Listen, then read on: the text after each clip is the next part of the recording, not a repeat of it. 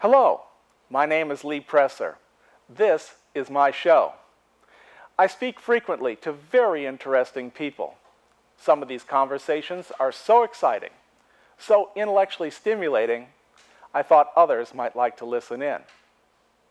This is the reason we started recording Conversation with Lee Presser. Welcome to Conversation with Lee Presser. Streets and highways are the places where more people intersect with government than in any other area of life. When you're driving on a state highway or an interstate in Illinois, the Illinois Department of Transportation is maintaining that public service for you and your community. Our guest today is Ted Nemsky, the engineer of construction for IDOT District 8, which is headquartered in Collinsville near I-70 and 157. Mr. Nemsky began work at IDOT in 1984 while an engineering student at SIUE.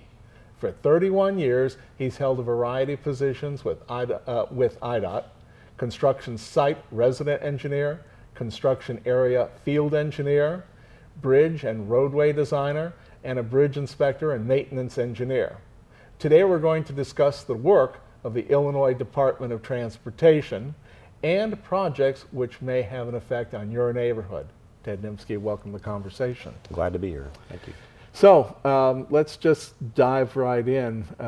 First of all, you're with District 8, IDOT District 8. Could you define what a District 8 is?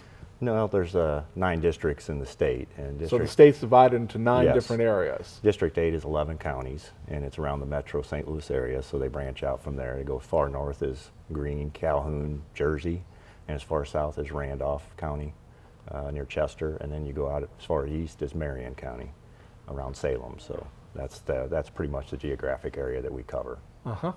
And there's also something called Region 5. What is?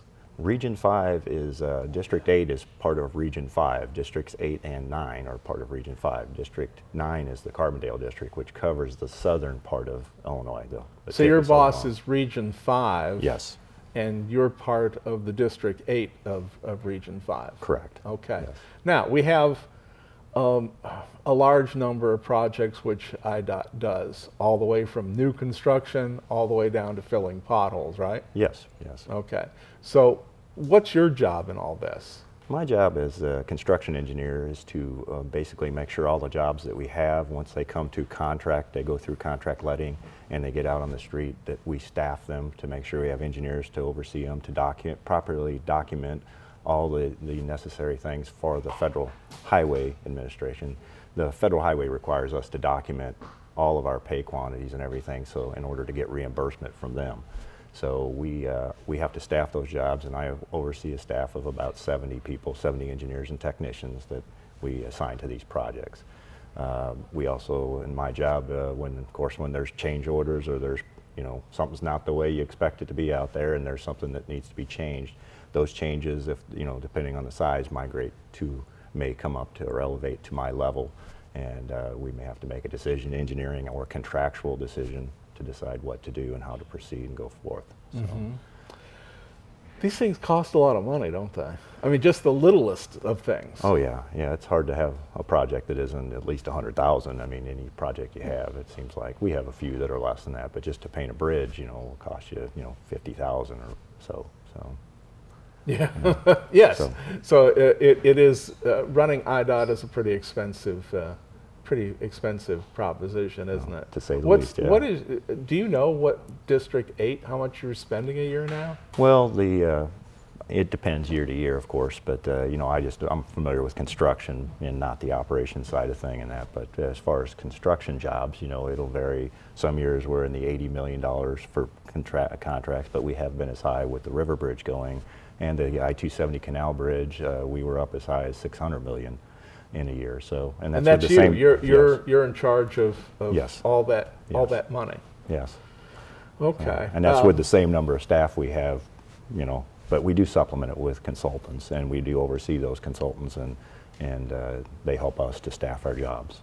So what's on the Chain of Rocks Bridge, which would be Interstate 270, right, before you get to the Mississippi River on the Illinois side, that bridge is being replaced? Yes. What's the status of that work? It's about 95% complete. We started it probably in the 2000, I want to say 12 range. So and we're just finishing up right now. Actually, traffic is in its final configuration. We're doing a little work on the island, in the Shoto Island.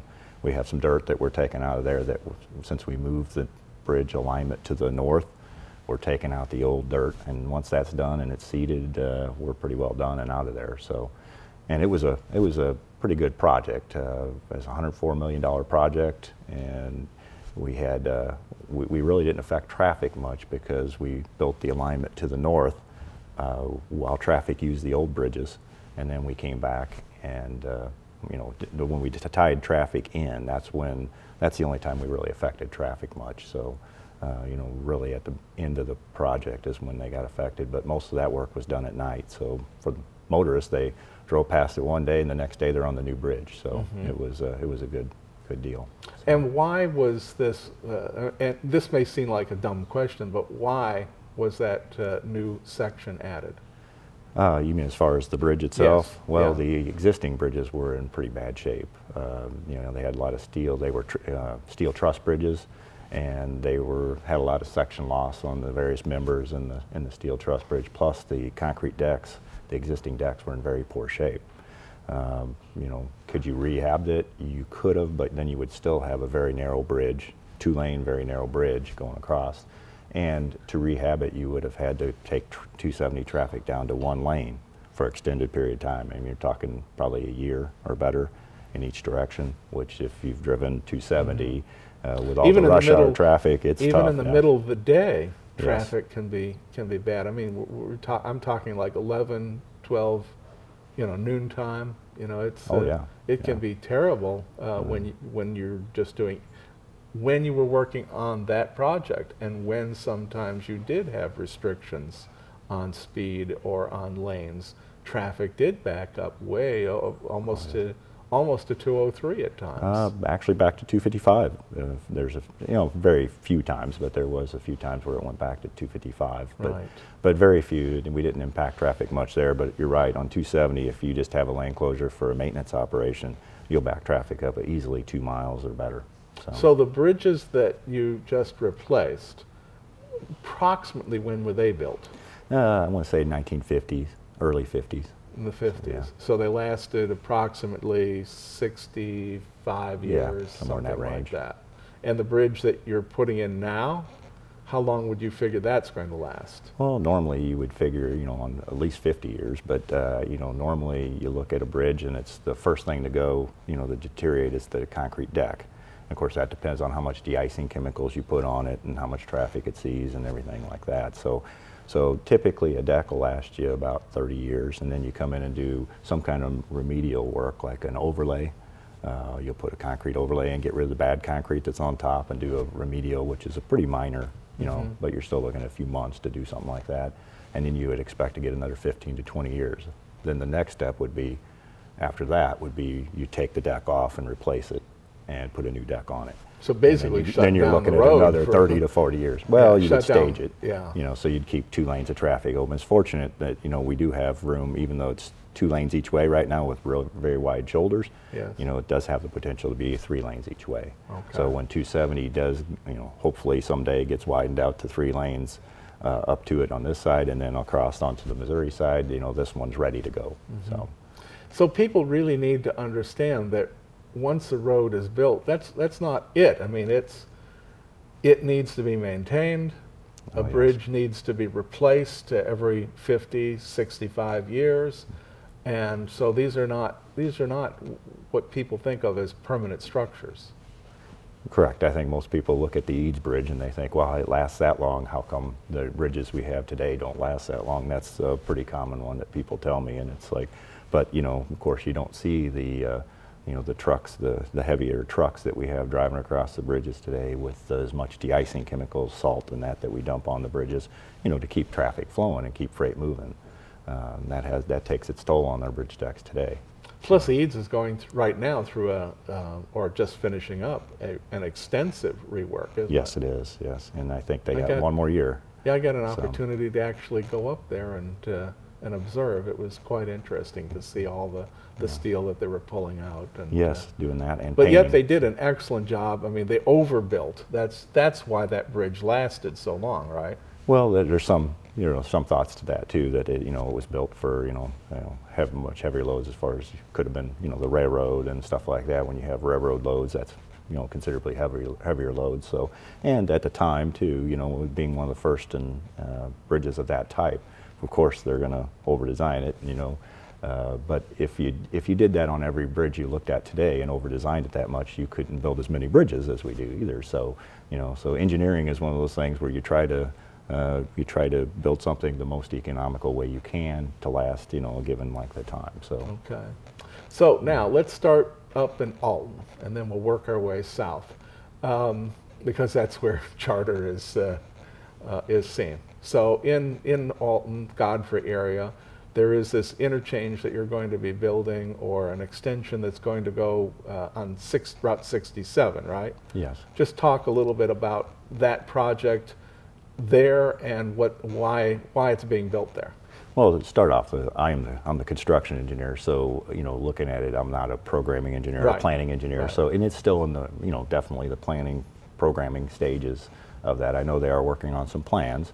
Right now, we are up to the Madison-Jersey County line with 67. So if you go up 255, it goes right into 67, and you'll be in a 4-lane section, 4 to 5-lane section divided up to the point of Madison County line, which is just south of New Delhi.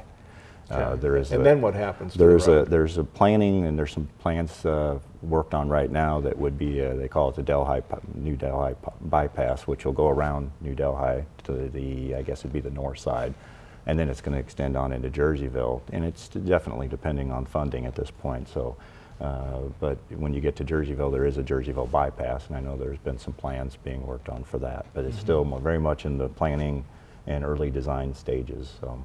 And ultimately, they're, I guess, coming south from Jacksonville, there's already, the road is being widened. It's already widened in that Right. section, and we will, eventually that's the goal, is to get up there and tie it in, but it is a considerable way. If you've driven from, Jerseyville up to, the Carrollton area, you see how far that is. It's definitely a good jaunt, and when you're looking at funding coming in, increments like it does, it'll be a while to get to that point, I'm sure. So. But when they do get to that point, are we talking limited access highway or not?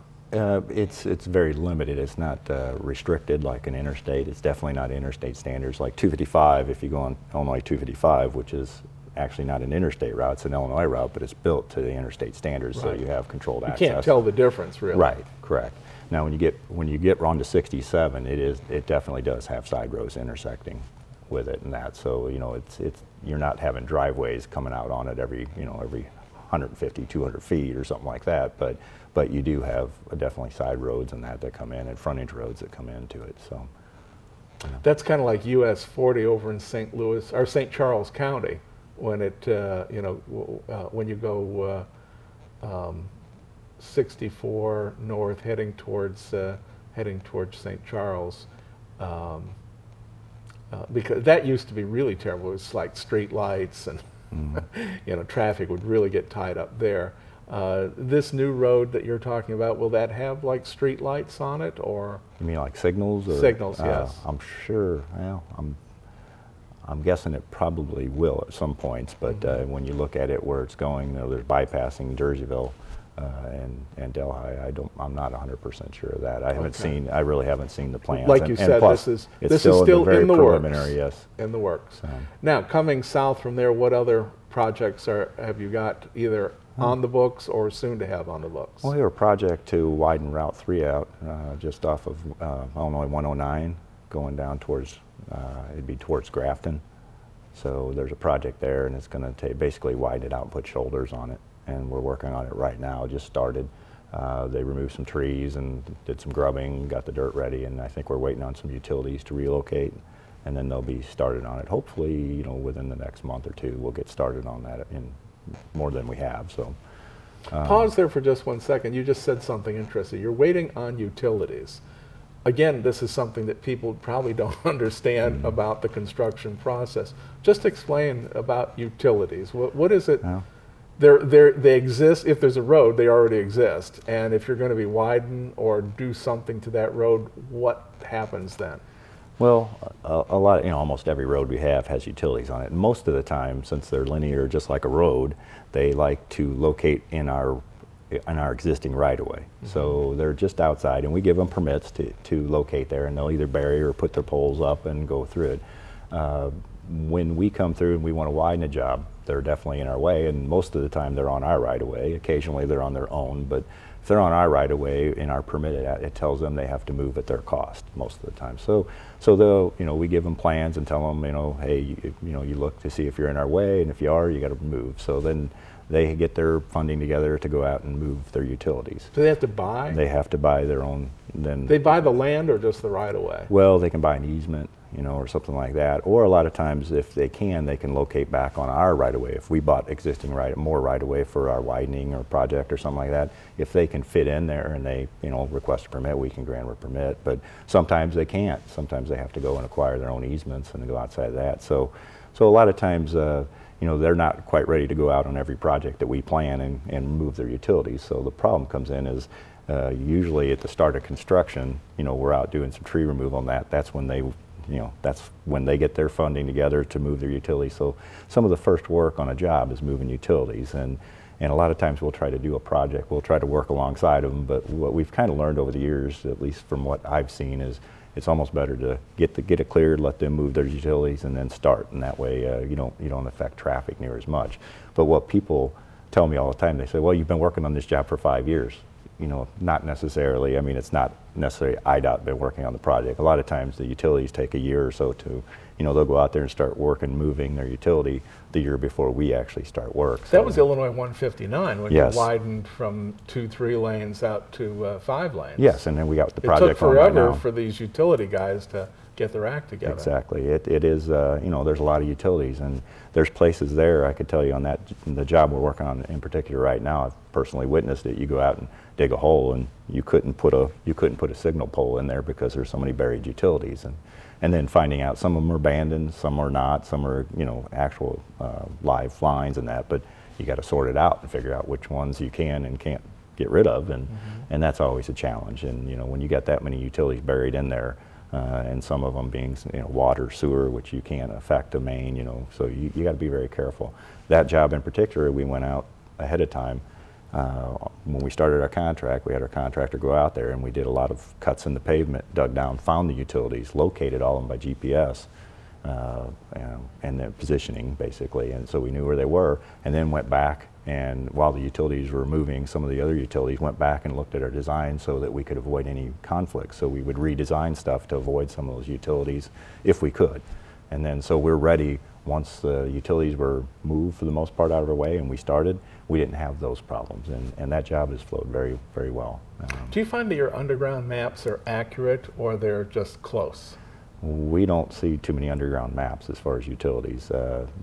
Anything new, we have permits come in and they're located on, by GPS coordinates, stuff like that. But when you look at the older ones, you can't rely on anything that you got. Usually the utility has to come out and mark it if they can. A lot of times they have a tracer wire that they can follow and mark it. They'll put a mark on the ground and they'll say they're within 2 feet.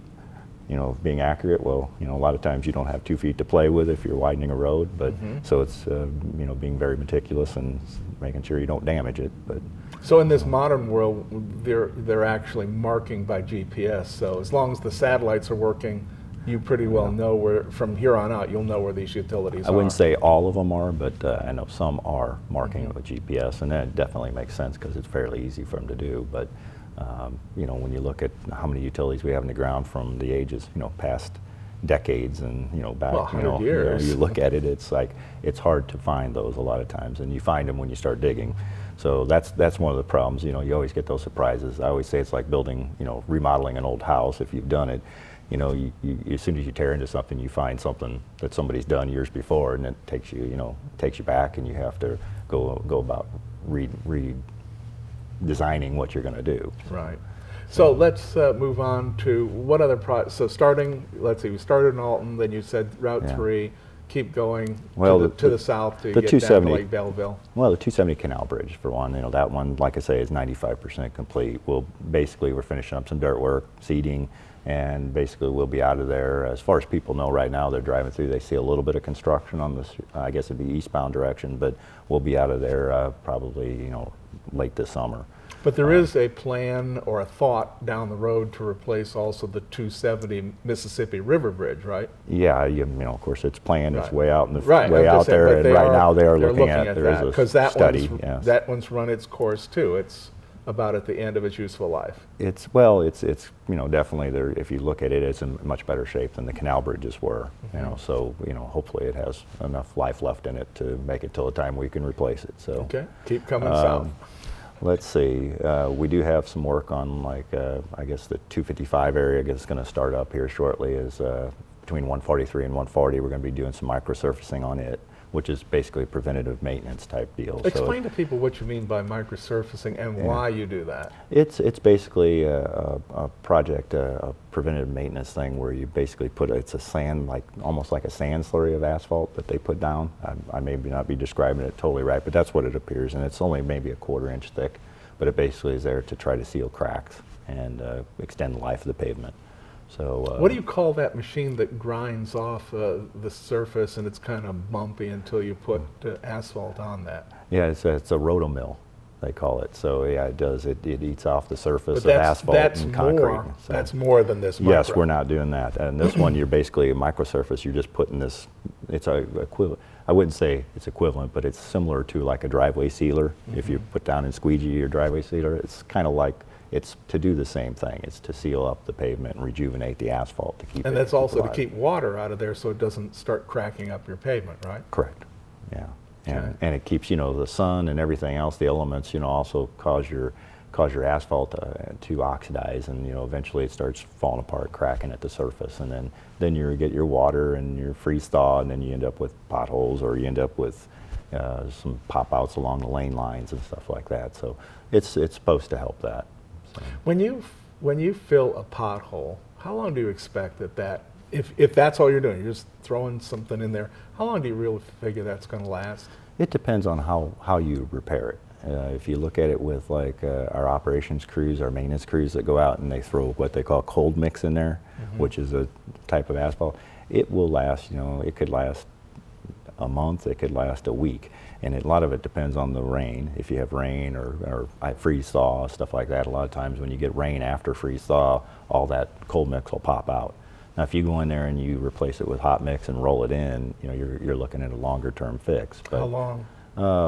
It could last a year or better, Okay. But when you're looking at it, sometimes depending on how well you get it, and how bad the existing is deteriorated, it may only last a week or a month. So it's a matter of our maintenance crews are always out there driving, looking for potholes. They go out probably weekly, and especially after rains, and drive through the jobs, and a lot of them are very familiar with their areas, so they know where the existing potholes are and they can go hit them, but there's always new ones popping up. So keeping the road bed itself nice and refreshed on a regular basis to prevent these potholes is probably cheaper in the long run? If you look at it, that's what would tell you. It's better to do it before it gets too bad, and then you got to come in and replace the whole thing, or you spend a lot of dollars just trying to maintain it. So that's the idea of some of the preventative maintenance type fixes. So we got about 5 minutes here. Okay. I've been saying to people for years that roads are like teeth.